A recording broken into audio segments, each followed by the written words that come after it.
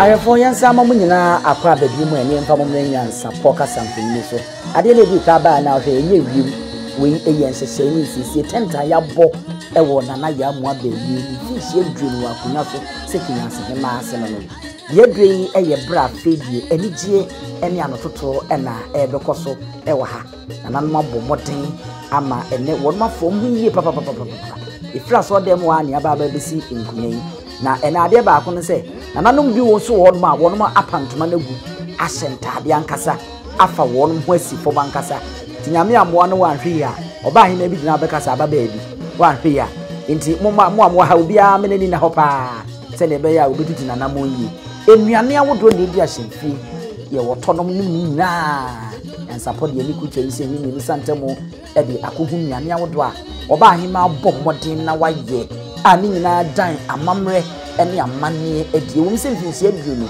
ewa akonya so yodi nanso wode afa so e de tira amamre ene amane sɛdeɛ asante akamemu atoto wɔnom nneɛma na wɔn ɛyɛ wɔnom nneɛma ɛwɔ wɔn modidiem ene wɔnom numu no saa pɛpɛɛpɛ yɛhu nsafufuo yɛhu pito yɛhu ɛyɛ tɔfen mahodɔ afɛ na nanam ahemfo no ɛyi wɔn mu ti a wɔnom ba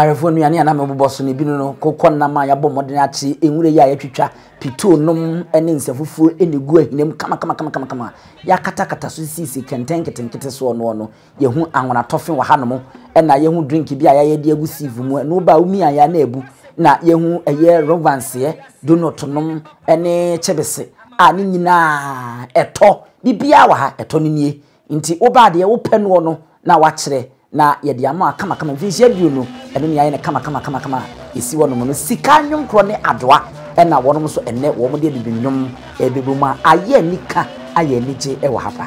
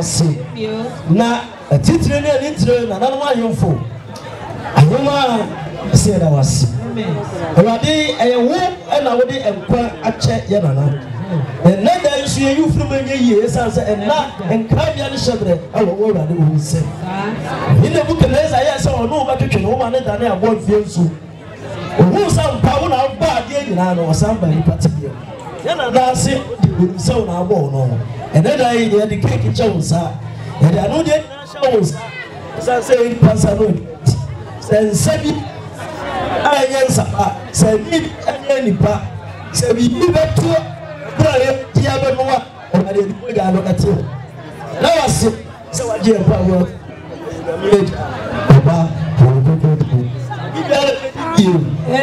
ira ekwa na bra bomu sa na enye shira ma no na oni nkwa na me ene na sefo ni ira Jesus Christ and you want to amen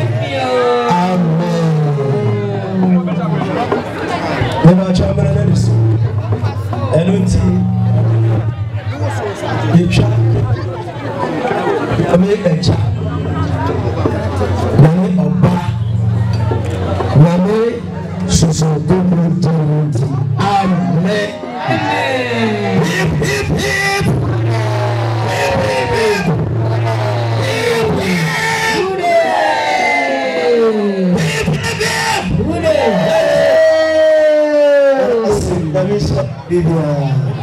Amen.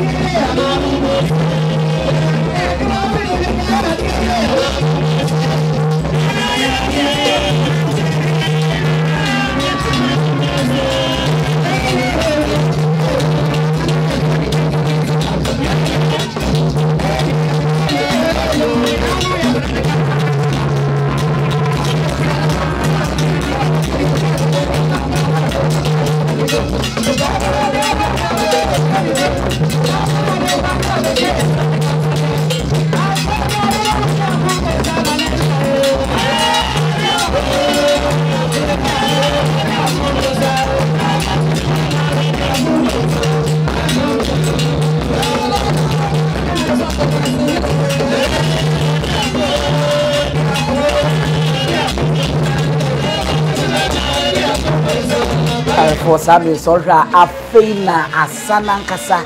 I said, Midika can say that I don't be a row no into a negro, by him and copy a no. And what's one of the answer to try and copy a henny. I can't history that Eunian support Cassam Felice. I hear fast far, the Yasa, tighter and copy a henny. Tiwudian support to be a bunha, ya must see the history. Yes, yes, it should be.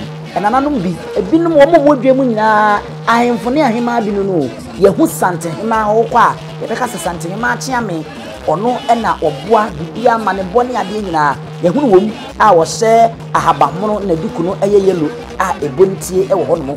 Thousand you who buy him back one, or no listen qua, and if from intimate trouble, the abbey away, a year to be a say, or buy him on Nana, a queer doom, I was tossing you know. Nana, one here, one cassette, a or no, and so now more part to me, no, I am for any about him dinner, as I would do not, as your for near for name from Wisiwana, Yamaquina, and Nanum, and you won't money in the Asa. Aha, and Sapokas and Felicia, you son of a Jimba Council at the Mamma now more any shot, watching I hear one meeting, and you will certainly go see.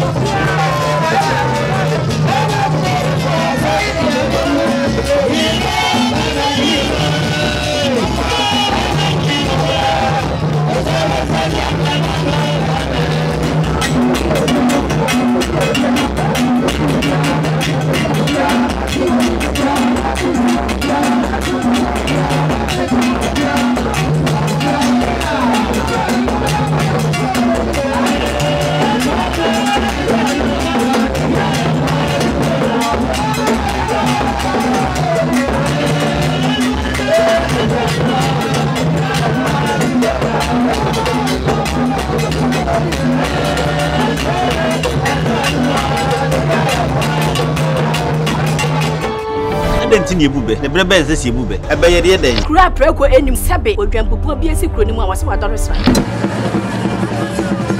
Anyone Snaffy, Emma, I said, Biamfo. Blani P. Freemantum, he say pain, and young Quandewa, lay a sutron white. And son, or dear Sibefitana, my quad brain, some more to an same with morning. You are a new reclaiming. We are so for crowning ye.